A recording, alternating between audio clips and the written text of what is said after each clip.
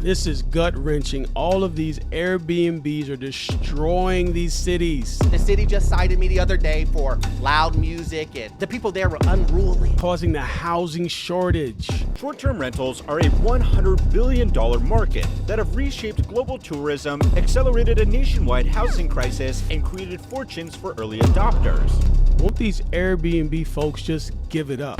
Or should they? I get it. I get the rants. I get what the media is saying, but let's talk facts. If I told you that most short-term rentals make up 2% of all housing, would you believe me? It's between 2 to 3% of housing. There's also this correlation supposedly between short-term rentals and the crime rate. Doesn't seem so. Harvard and USC studies show there's no direct link between short-term rentals and rising crime or displacement. Those are two prestigious schools.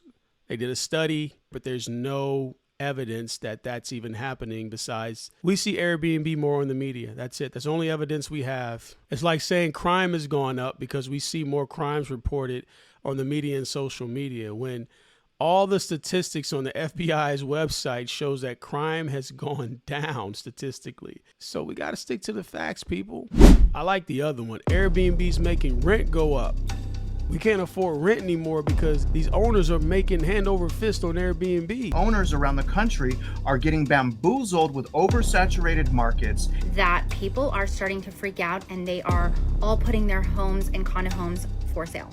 A declining vacancy rate, exploding insurance, additional occupancy taxes, massive city fines, horrible guests, and new city ordinances. What does it have to do with? Decades of underbuilding. Since the 2008 crash, we have not built enough homes.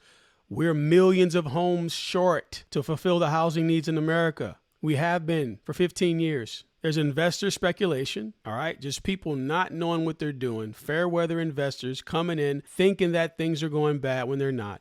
This happens in every industry. And the high mortgage rates. People just aren't buying homes because they don't want to pay 6, 7, 8% for a mortgage. But what that really means is that people can't afford houses because the mortgage rate shouldn't really affect someone buying a house. It's the house price, because you can put as much money down as you want. It's just the affordability. We can't even talk about interest rates. We have to talk about the affordability.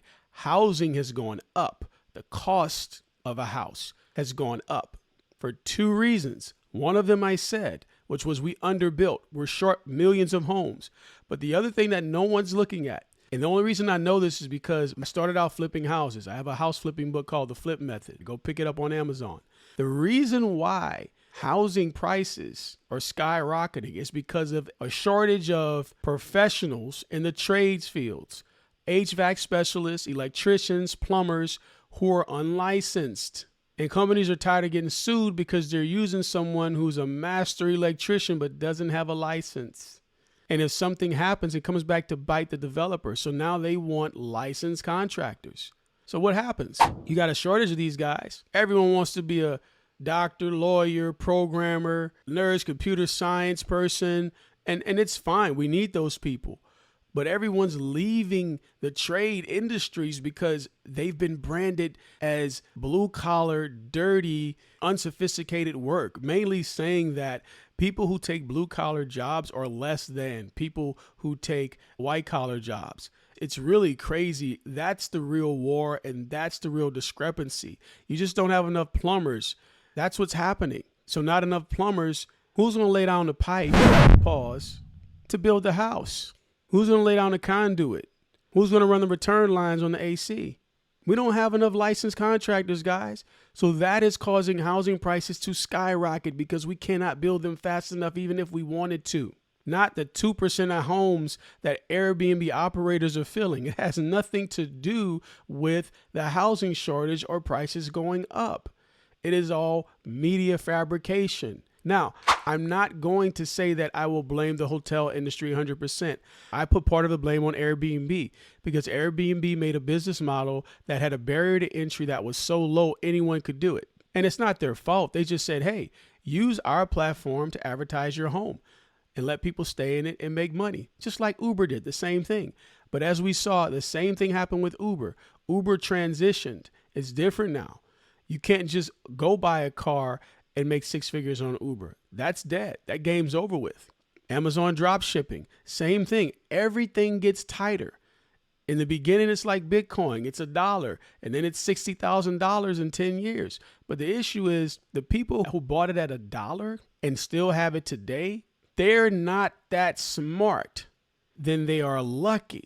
It's kind of like Warren Buffett telling you that if you bought Coca-Cola in the 1930s or 40s, if Coca-Cola shot up 300% and you didn't sell and buy another cheap stock, then you weren't smart. You just bet on something that no one knew would happen. It's like playing lottery. If that's the case, then go play lotto. If you want to get in the market when it's the best to get in, then you got to play lotto. You can get into business. If you have enough cash to bleed out for 10 years, hey, you're going to be a gazillionaire because you were able to bleed for so long while everyone else exited the industry. And right now, the same thing is happening with Airbnb, which is why I'm trying to inform people, because when 2 million hosts leave, I promise you there's going to be a lot of vacancies. Free furniture, a lot of house sales, a lot of leases to take over. I mean, I just see opportunity coming left and right, and you guys need to get ready to be able to operate these things the right way with systems like a real business. And that's all we're doing here. We're trying to bust the myths because the myths have people on the sideline who could be in this industry. And I'm not talking about people who just want to get in and make a quick buck. I'm talking about people who find the business sexy, who find it exciting, but are scared because they've heard all the horror stories from people who don't have systems, who are just doing it as a hobby or a part-time job and expect to not do anything and make money. So to make this full circle, no, Airbnb is not causing the housing crisis, shortage, or prices of homes to go up. Airbnb is not destroying communities. There's no statistical data that shows that Airbnb is worse on crime or parties or drug use than traditional tenants. People expect urban cities where there's a whole bunch of people put together, there are universities, there's poverty. People expect these areas to be somehow prestige and not have crime. And when crime comes from an Airbnb in one of those areas, all we know is it's an Airbnb. We don't care that, oh, it's in an area that's already crime ridden. It's in an area where people already do parties. It's in an area where drugs are already there. And that's why we're here to give the Airbnb drivers or the hosts who don't have systems, who don't want to hire a property management company. We want to give you the tools through Systems B&B to manage your own Airbnb.